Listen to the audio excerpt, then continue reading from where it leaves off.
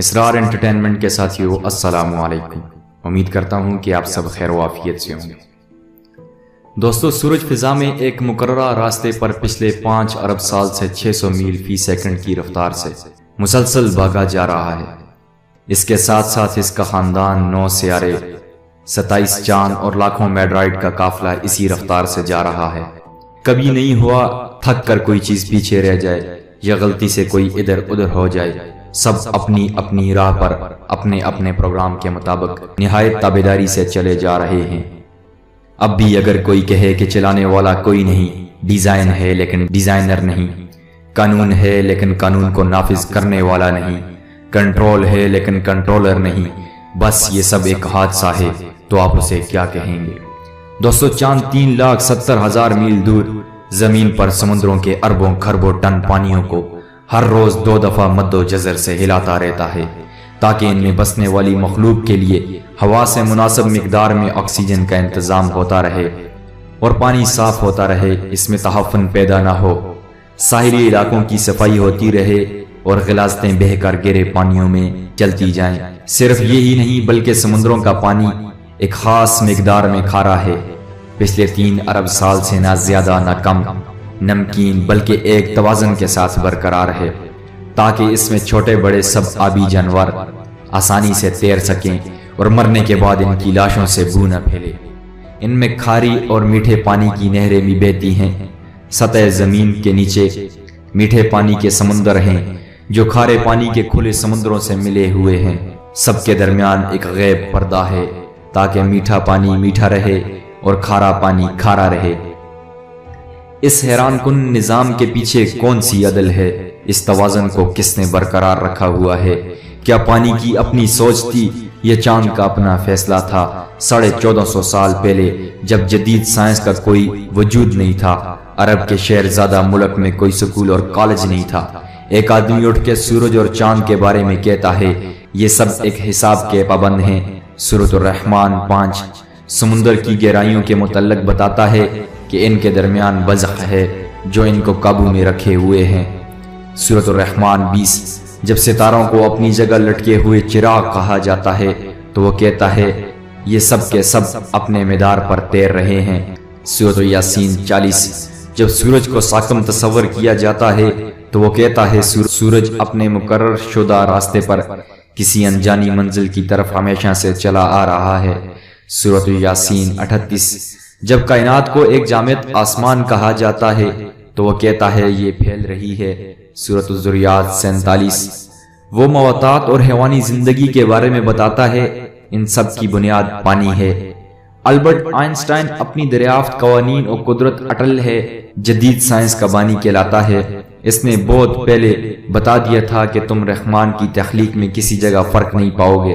سورۃ الملک 3 جدید سائنس کے ناقابل فخر دریافتوں پر 1450 سال پہلے پرواہ اٹھانے والا کس یونیورسٹی سے پڑھا تھا، کس لیبارٹری میں کام کرتا تھا؟ وہ مغلوب بچے کو کون سمجھاتا ہے بھوک کے وقت رو کر ماں کو اپنی طرف راغب کرائے؟ ماں کو کون حوصلہ دیتا ہے کہ ہر خطرے میں سینہ تان کر بچے کو بچائے؟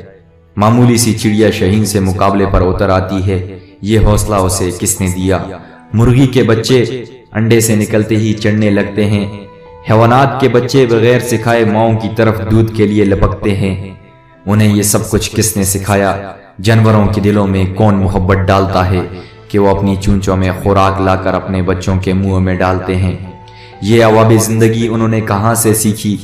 شہد کی مکھیاں دور دراز باغوں میں ایک ایک پھول سے رس چوس کر انتہائی ایمانداری سے لا کر چھتے میں جمع کرتی رہتی ہیں۔ ان میں ہر ایک ماہر سائنسدان کی طرح جانتی ہے کہ کچھ پھول زہریلے ہیں، ان کے پاس نہیں جانا چاہیے۔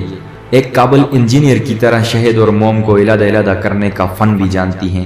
جب گرمی ہوتی ہے تو شہد کو پگھل جانے سے بچانے کے لیے پروں کو حرکت دے کر پنکھی کی طرح چلا کر ٹھنڈا بھی رکھتی ہیں۔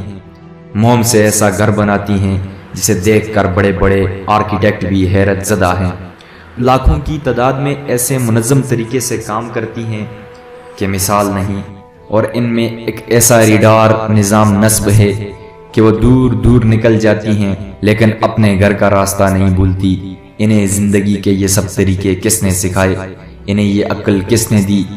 مکڑا اپنے منہ کے لحاظ سے شکار پکڑنے کے لیے ایسا جال بناتا ہے کہ جدید ٹیکسٹائل انجینئر بھی اس بناوٹ کا ایسا نفیس داغا بنانے سے قاصر ہیں۔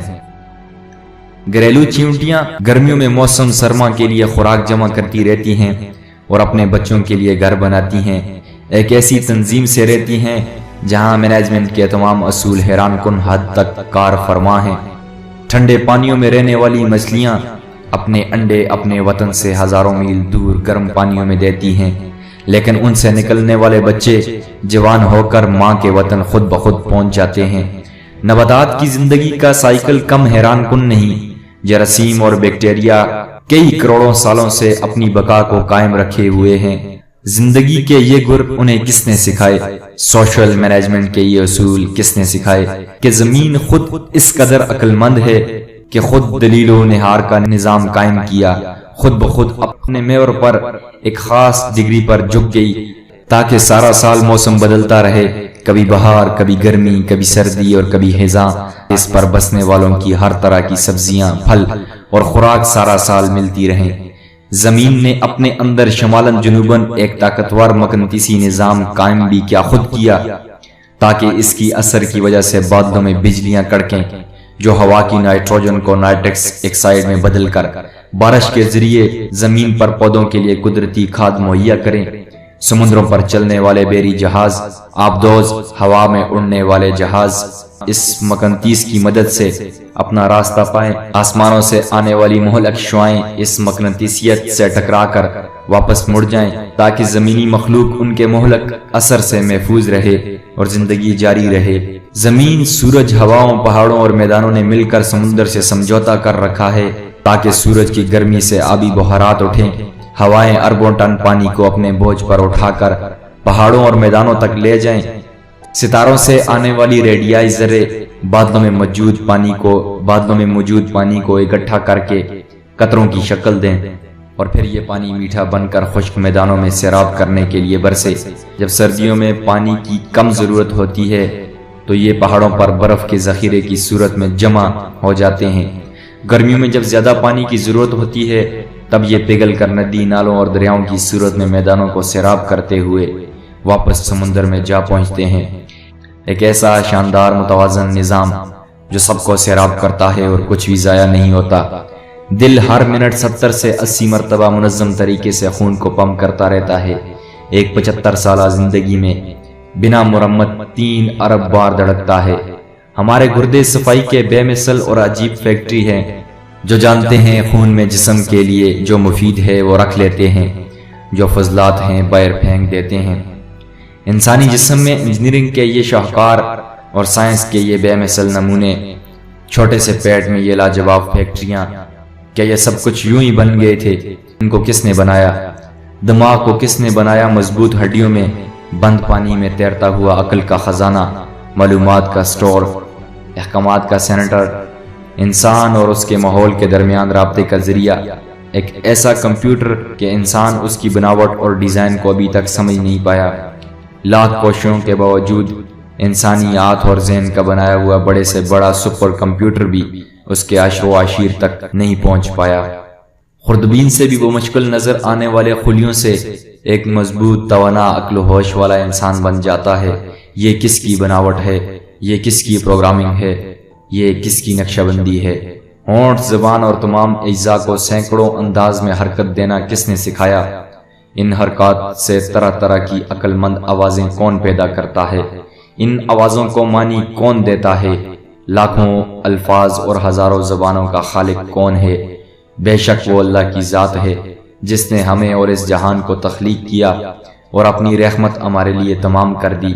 لہٰذا وہ لوگ جو کہتے ہیں کہ یہ دنیا خود چلتی ہے یا سپر کمپیوٹر کیسے چلا رہا ہے، گمراہی میں ہیں وہ لوگ اور ان کی عقلوں پر افسوس کرنے کے سوا کچھ نہیں۔ اللہ کے سوا کوئی معبود نہیں اور وہی عبادت کے لائق ہے۔ جس طرح وہ اپنی ذات میں یکتا ہے، کوئی شریک نہیں، اس طرح وہ اپنی صفات میں بھی وحدہ لا شریک ہے اور تعظیم کا حقدار وہی ہے۔ اللہ پاک ہمیں معاف فرمائے اور دین اسلام پر قائم رکھے۔ دوستو، ویڈیو پسند آنے کی صورت میں اسے زیادہ سے زیادہ لائک کر کے ہماری حوصلہ افزائی کریں۔ اپنا خیال رکھنا، ملتے ہیں اگلی ویڈیو کے ساتھ، تب تک کے لیے اجازت چاہوں گا۔ اللہ نگہبان۔